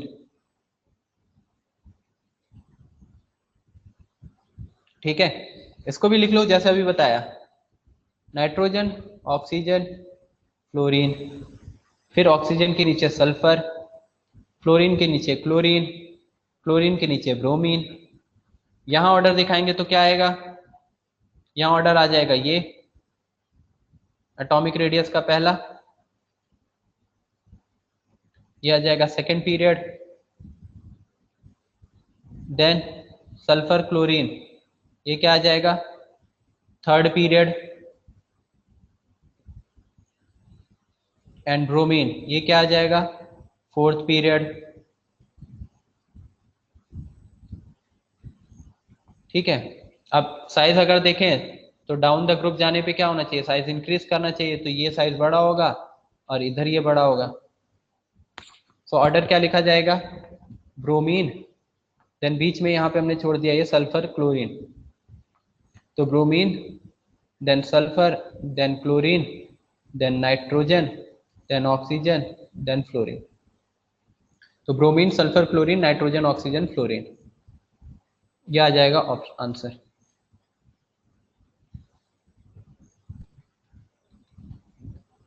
Atomic radius. Last वाला भी बताऊं इसके बाद, फिफ्थ वाला S2 - Cl - Na + Mg iso electronic case है, कल मैंने एग्जांपल कराया था। ठीक है, आइसो इलेक्ट्रॉनिक के केस का कल मैंने एग्जांपल कराया था, तो वो सब लोग कर ही लेंगे। तो आगे और कुछ एग्जांपल करते हैं। ये हो गया फिफ्थ वन, ठीक है, जो अभी हमने किया था। फिफ्थ नहीं बता रहा हूँ, सब आ जाएगा ना सबका फिफ्थ, या मैक्सिमम लोगों ने यहाँ पे किया ही है। देखो सबने लिखा है S2 - Cl - Na + Mg2+, सबका वही सेम आंसर आ रहा है। ये तो कल इजी है एकदम। नेगेटिव चार्ज जितना ज्यादा रेडियस उतनी बड़ी, पॉजिटिव चार्ज जितना ज्यादा रेडियस उतनी छोटी, या इनवर्सली प्रोपोर्शनल टू Z/E लगा लो, आंसर आ जाएगा। सबका ही आ गया। ठीक है, किसी को डाउट हो तो देख लो, बाकी लोगों ने चैट बॉक्स में डाल रखा है आंसर, ये सबका ही करेक्ट है। S2 - Cl - Na + Mg2+। चलिए नेक्स्ट क्वेश्चन, तो 5 ये दिया था ना मैंने। 6 क्वेश्चन बताइए। Which of the following has smallest size? पहला ऑप्शन है 1:2 2:1, सॉरी 2:1, 1:2 2:1। क्वेश्चन है which of the following has smallest size? Then 1:2 2:2 2p1, C 1:2 2:2 2p4, and D 1:2 2:2 2p5, 1:2 2:2 2p5। बताइए सबसे छोटी रेडियस किसकी होगी? एलिमेंट लिख के आप कर सकते हैं कौन सा एलिमेंट ये रिप्रेजेंट कर रहा है, बट ऐसे इलेक्ट्रॉनिक कॉन्फ़िगरेशन देख के बताओ। एलिमेंट तो लिख के बता ही लोगे। सब में सेकंड है 2s1 2p1 2p4 A। Smallest पूछा था, सबने आंसर ए लिख दिया। स्मॉलेस्ट बोला था मैंने क्वेश्चन में, डी। यस डी आएगा ना। ए जो होगा वो क्या आएगा?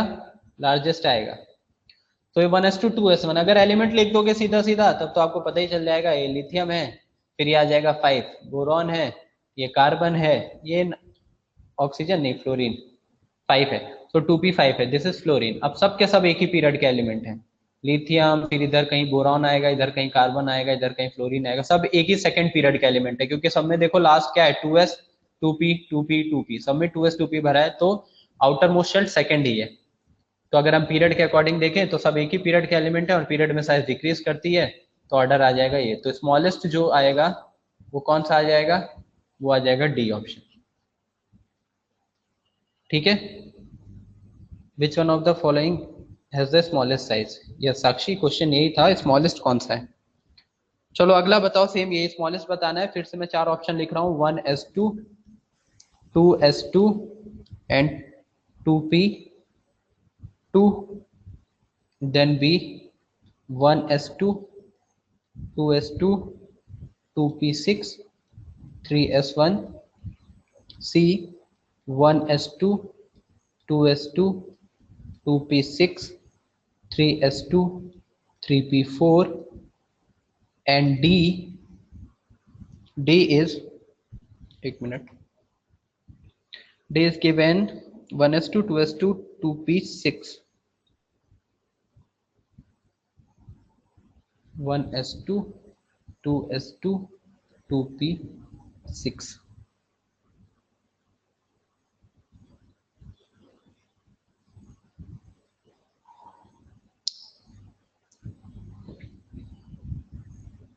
C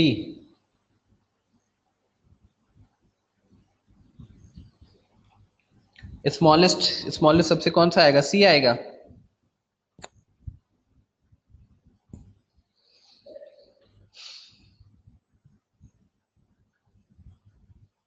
सी सब लोग आंसर कर रहे हैं, स्मॉलेस्ट है ना। सी आंसर आएगा स्मॉलेस्ट का, देख लेना एक बार। पहला जो है सेकंड पीरियड का, ये थर्ड पीरियड का एलिमेंट है, बी 3s1 है।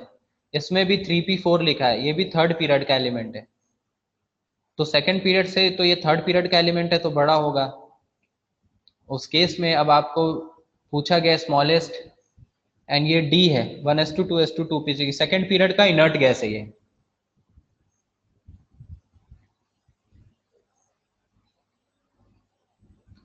ठीक है, तो अब यहीं पे अगर मैं इसका आंसर करूं,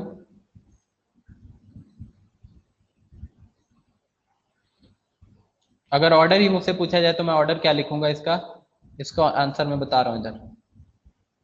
देखिए this is 1:2 2:2 2p6 and this is 1:2 2:2 2p2।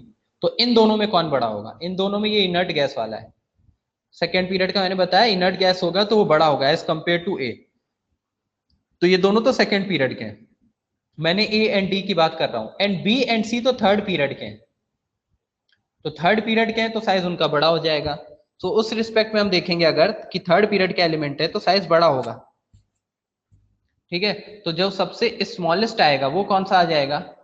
B and सी तो आएंगे नहीं, बी एंड सी आएंगे नहीं, एंड साथ में बच्चा A and D. A and D में कौन आएगा? डी जो इनर्ट गैस का है वो बड़ा आ जाएगा, तो बच्चा क्या? ए। समझ में आया आंसर? तो आंसर क्या हो जाएगा, ए स्मॉलेस्ट।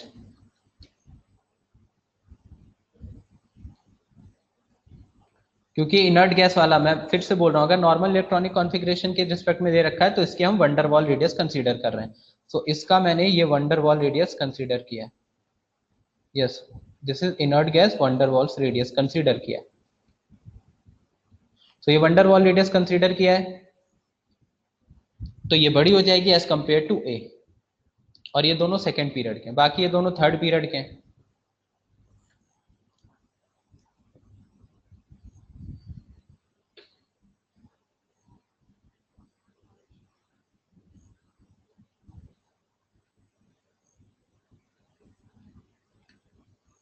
ठीक है, हो गया ये। चलिए, तो इस तरीके का क्वेश्चन है। एक दो क्वेश्चन अगर मैं और करूँ आपको extra related to the exceptions, तो एक्सेप्शंस में आपको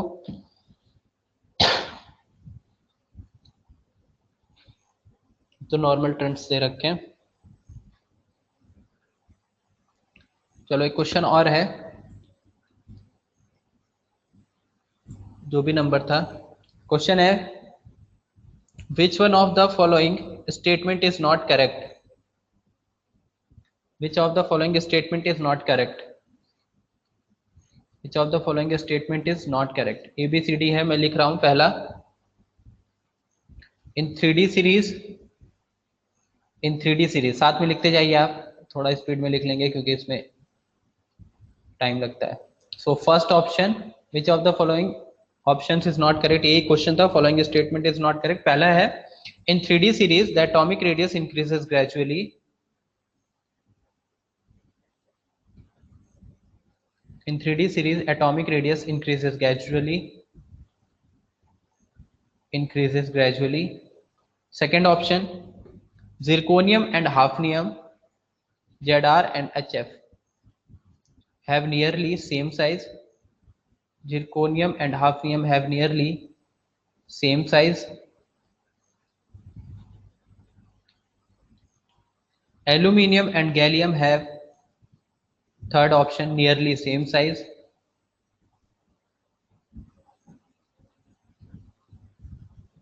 And fourth, in lanthanide series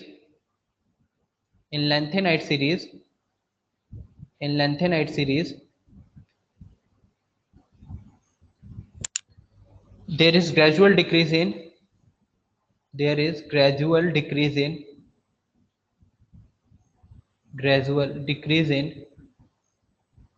atomic radius.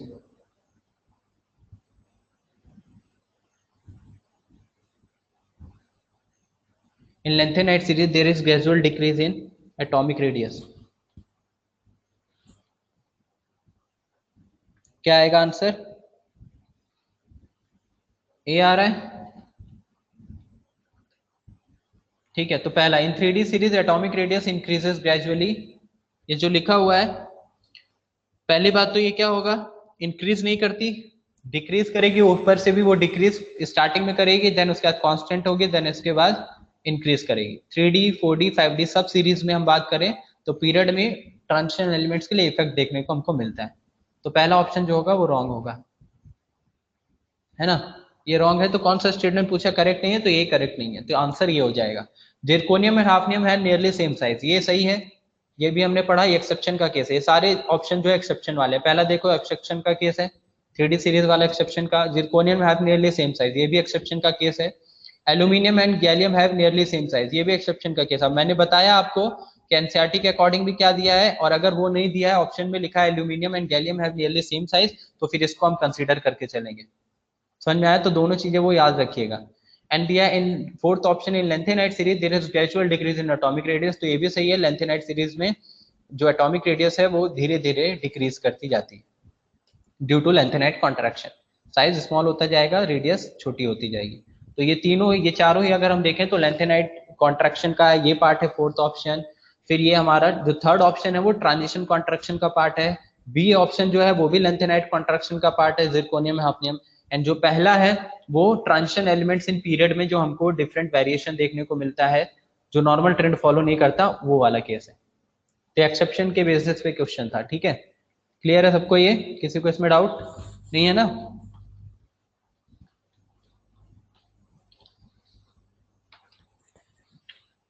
ठीक है, ये खत्म हो गया। अभी 4 मिनट बाकी है, तो फिर मैं नया टॉपिक स्टार्ट नहीं कर रहा हूँ। टेस्ट में मैंने आपको बता ही दिया था कि आज की क्लास में, आज सैटरडे है तो आज की क्लास में जहां तक होगा वो नेक्स्ट संडे में आएगा, मतलब पूरा एटॉमिक रेडियस तक का आएगा, पूरा आगे का पीरियोडिक टेबल जो भी क्लासिफिकेशन पढ़ा है, और साथ में एटॉमिक रेडियस पूरा विद वेरिएशन एक्सेप्शन सब कुछ। नेक्स्ट टाइम में हम नया टॉपिक स्टार्ट करेंगे, आयनाइजेशन एनर्जी, आयनाइजेशन पोटेंशियल। ठीक है, तो अब हमें डिफरेंट वेरिएशन पढ़ने हैं, डिफरेंट प्रॉपर्टीज का, उनका वेरिएशन पीरियड एंड ग्रुप में। पहली प्रॉपर्टी हमने पढ़ी थी एटॉमिक रेडियस, उसका वेरिएशन पीरियड एंड ग्रुप में देखा और उसके एक्सेप्शन के केसेस देखे। ठीक है, और सारे पॉइंट जो लिखे हैं एक्सेप्शन के केसेस वो याद होनी चाहिए, मैं बार बार रिपीट कर रहा हूँ, वेरी इंपॉर्टेंट है। सबसे ज्यादा क्वेश्चन आपको उसी एक्सेप्शन पे देखने को मिलेंगे। नॉर्मल ट्रेंड नहीं पूछा जाएगा कि पीरियड में डिक्रीज होता है, ग्रुप में इंक्रीज होता है, इस पे सीधा सीधा क्वेश्चन बहुत कम चांसेस है। देन सेकंड आगे हम आयनाइजेशन पोटेंशियल, आयनाइजेशन एनर्जी, वो एक प्रॉपर्टी है। उसके बाद इलेक्ट्रॉन एफिनिटी, देन इलेक्ट्रोनेगेटिविटी, ये 3 इंपॉर्टेंट प्रॉपर्टीज हैं, इनका वेरिएशन पढ़ना है।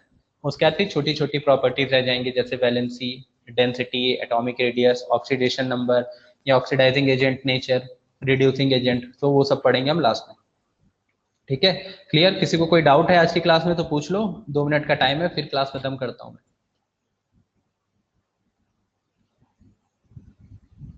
किसी को कोई डाउट? हाँ, मुझे एक चीज पूछनी थी, अभी किसी ने स्टार्टिंग में डाला था, सर स्लाइड शेयर कर दीजिएगा। क्यों, तुमने लेक्चर देखा नहीं था क्या कल?